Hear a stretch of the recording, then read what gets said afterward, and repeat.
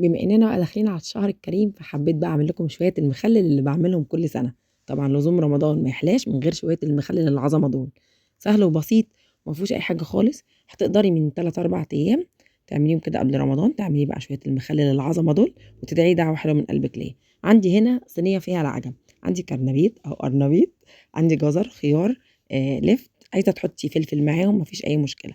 طبعا هتقولوا لي يا رش هتسوي كل ده ازاي؟ هتشوفوا معايا كل حاجه خطوه بخطوه، وهنعمل معاكم احلى مخلل بجد، احلى مخلل هناكله. هقول لكم بقى انا عملت ايه. انا غسلت كل الحاجات دي، حطيت اللفت في شويه ملح، نزلت ميته، وبعد كده رجعت غسلته. جبت عندي الكرنبيط او القرنبيط والجزر، حطيت لهم كده كوبايتين ميه مغليه لحد لما الميه بردت فيهم خالص، واخدتهم برده وغسلتهم علشان نفس السوا بتاعهم يبقى في نفس سوا اللفت، ويبقوا كلهم كده يستووا ببرطمان واحد. سهل وبسيط. جبت البرطمان بتاعي غسلاه ومعقماه، هبتدي ان انا احط بقى التشكيله الحلوه دي كلها مع بعض. ولو حابه تحطي فلفل حامي معاها، مش حابه، دي حاجه ترجع لك. انا بقى مليت البرطمانات اللي عندي، وهاجي هنا بقى احط السائل بتاعهم او الصوص بتاعهم او اي زي ما هتسموه سموه. عندي هنا كل لتر ميه عليه، هنعد دلوقتي: 1 2 3 4 ملح، 4 معالق ملح، ملح خشن ملح ناعم، هم 4 معالق على لتر الميه. عندي هنا نص كوبايه خل. هتقولي الخل بيهري يا رشا؟ والله العظيم ما بيهري ولا اي حاجه خالص. مقطعه بقى هنا فلفل، على فصين توم مقطعهم كده شرايح، على نص بنجرايه بتدي تيست ولون. والتوم يا جماعه بيدي طعم عظمه عظمه بجد للمخلل. عندي هنا بقى قرنين فلفل، حطيه بقى حامي، هيدي برده تيست عالي مع المخلل بتاعي. شويه بقى مخلل هتاكلوهم وتدعوا لي كده دعوه حلوه من قلبكم ليه. لسه في وقت، قلنا مش هياخد اقل من اسبوع وهيبقى معاكي احلى شويه مخلل تاكليهم في رمضان كده على السفره كل يوم يتحطوا. بجد عظمه.